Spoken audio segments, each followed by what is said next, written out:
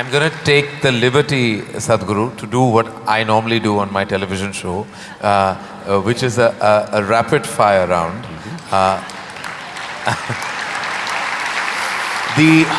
Normally the end of this round… When I was young, I watched a lot of, Wild West movies. Right. So when you fire, I also fire, all right? No, but no, I promise you, this is not that kind of… You're not in my line of fire at all. I will not take the liberty of being that person. These are just quick questions which when I ask for one word, you have to stick to that. Because sometimes you have a tendency of not exactly answering the question asked. But you give such a profound and prolific retort back that it makes you very satiated. But in this case, my only request is that if it's one word, then it's just one word. Okay. And the end of this, normally, you get a hamper, but in the absence of a hamper here, you already have something, right? Yes. So, or this beautiful bouquet that is right next to you. But so there's no hamper, but you will get my utmost gratitude. Thank you. All right, very simply, what is the one thing that is essential to living a balanced life? Sense.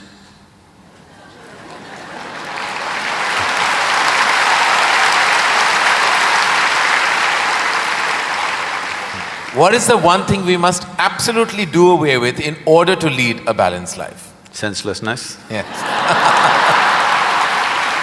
All right. I thought that was coming. First thing that comes to your mind when I say the following, the first thing, organized religion. Madness. Marriage. Cohabitation. Competition. Stupid. Money. Useful. Love.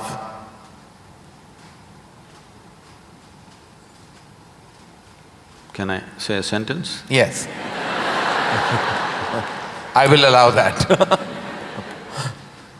Most beautiful, but unfortunately crippling for most people.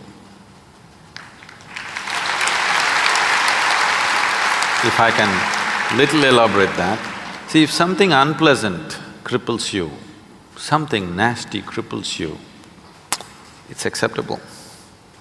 When something beautiful cripples you, it's a true disaster.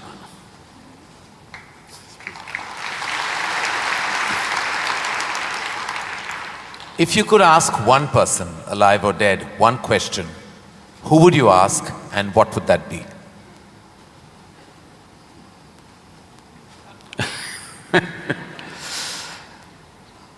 I really sorted out all my questions because I did not spend time educating myself or doing anything. I spent my entire life sorting out every damn question I had. I've kind of run out of questions. And you certainly have not run out of any answers and you never will. Best advice you have ever received? Nothing. Never? No. I never sought, nor did I receive. I made myself in such a way I'm incapable either of seeking advice or giving advice.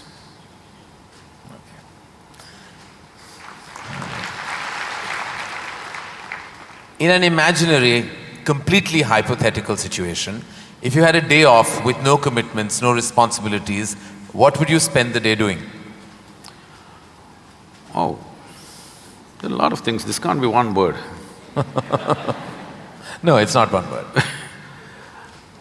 See, I have an indiscriminate sense of passion towards everything.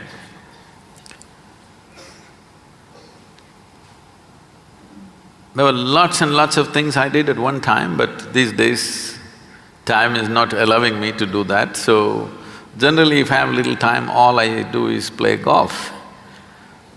Because that's safe and within the city and I can get back in time for something else to be done. But if an entire day is left to me, which they have not done for a long time, They've not left it to me. If that happens, I will close my eyes and sit, because that is the best, I am at my best when I truly have nothing to do.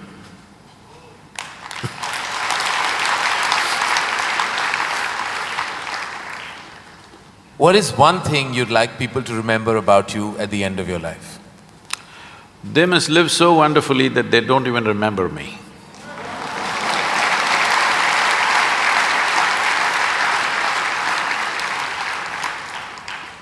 If you found a way to travel through time, where would you go?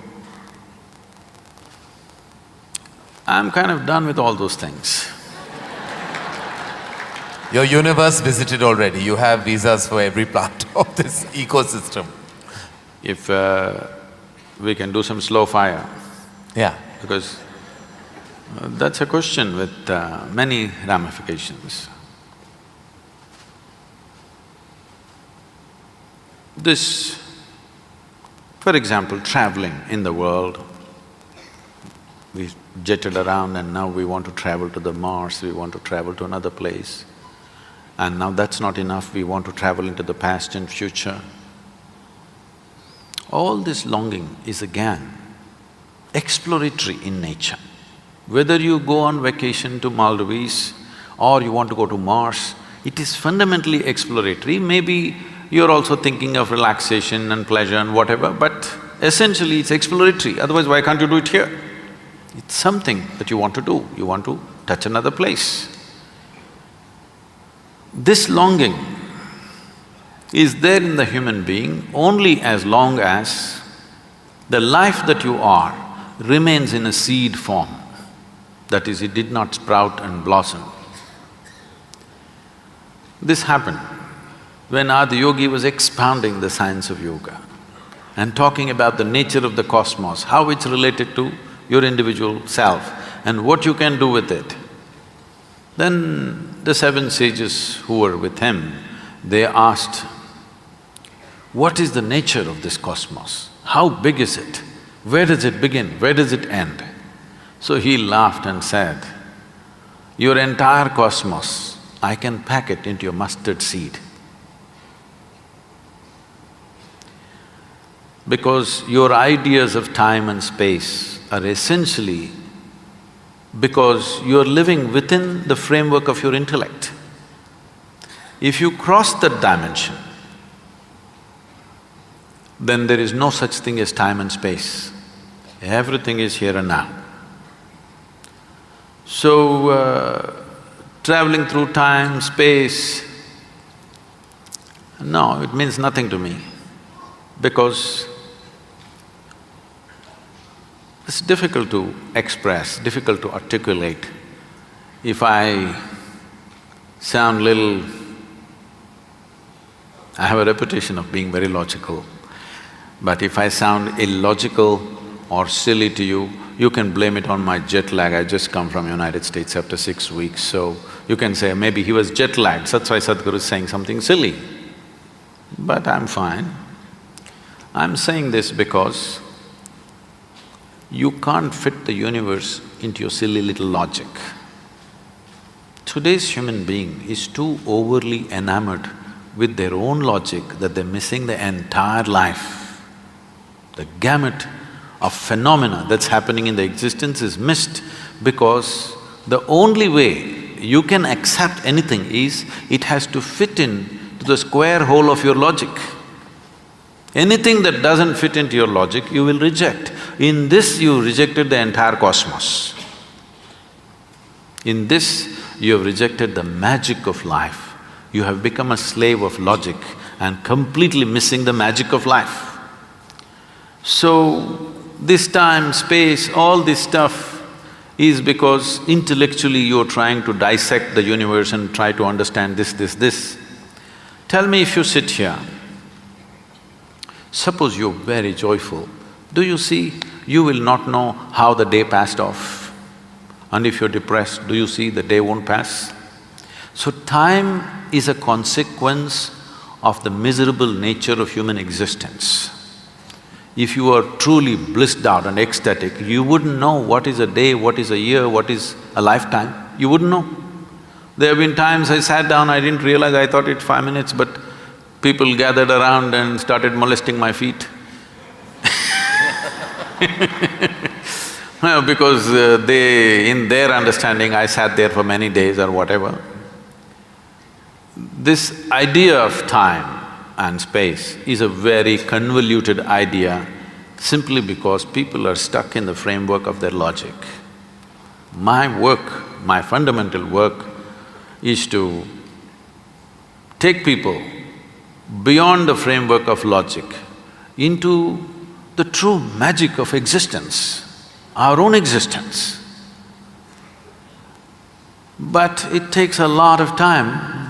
Still, my reputation is of being very logically correct because I'm still trying to woo them, still wooing them, you know. For the real thing to happen, they will take a long time, unfortunately, because they have become such slaves of their logic. What is the first thing you notice when you meet a person? Just everything. Everything. Everything. Past, present and future.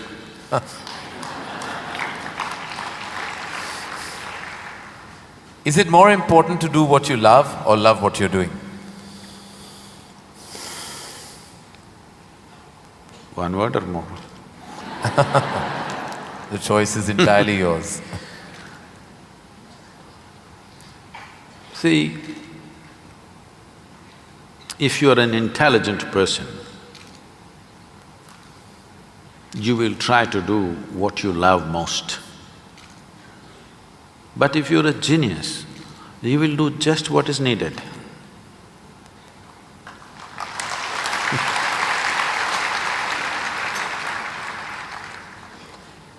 If you could be invisible for a day, what would you do?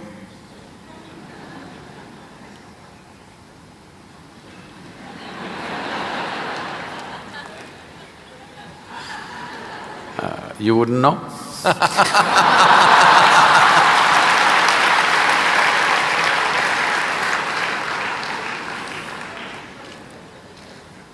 With due respect, what is your biggest weakness?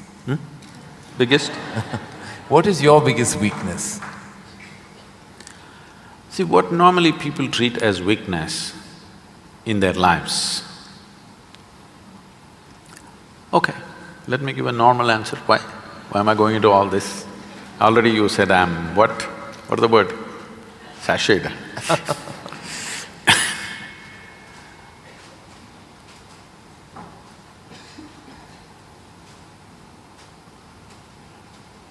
My biggest weakness is I love danger. Without danger I cannot live. I need to do something which keeps me on the edge of being mortal, being alive and dead. I want to walk that line all the time. Every day I'm stepping on it one way or the other. Is it a weakness? I don't think so, but people think, Sadhguru, you shouldn't risk your life like this. But if there's no risk, I feel I'm not being… because most of the time in my life, for whatever I'm doing, I don't feel tested. It's only in moments of danger that I feel little tested. So my weakness is, I like to be stretched, you know. For all the time when I was riding across India and later on I started driving, my only wish was that to find a machine which will test my skills. Always found the damn things broke down if I took it to my limits. These days recently I'm beginning to get to do a few machines which are testing me, whether I can push it all the way or not. Maybe that's because of my age. No. If I had met them much younger, I think I would You would have managed to work around them. One thing the world doesn't know about you. They don't know a thing about me.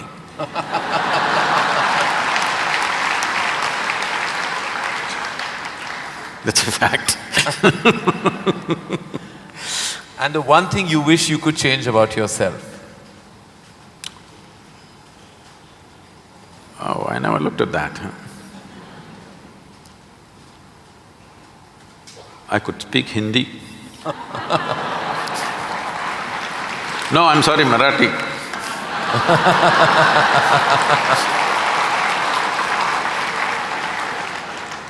The one thing you wish you could change about the world? Oh, a lot of things. One. Human beings. Desperately in need of. Sir, what would you consider to be your greatest achievement? I don't think there's any. Because I always fall woefully short of my own expectation of what I could do. So I never feel anything is an achievement. Is there a song you love and can listen to all the time? Oh. I somehow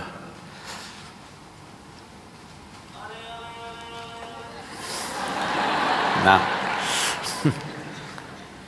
probably because this came to me at a certain time when I was in my early teens maybe. So this one song kind of comes back to me more often than anything else. It's not that I even seek it, but somehow one way or the other this song keeps coming back to me. Is how many times Okay. I know you haven't seen any of my films, but do you have a favorite film? Oh, I've seen many good movies. At one time I saw a lot of them. I've not seen much of Indian cinema, but I saw a lot of, English cinema. But one movie that I thoroughly enjoyed at that time, because on that day the way things happened, many life situations fell together and everything, was Roman Holiday. Oh, well, I have to say that that's the first film I've ever seen in my life. My mother took me to the cinema. Here we are. It is true. Roman Holiday is the first film I ever saw. It was my introduction to the big screen. I'm glad I have something in common with you. That image of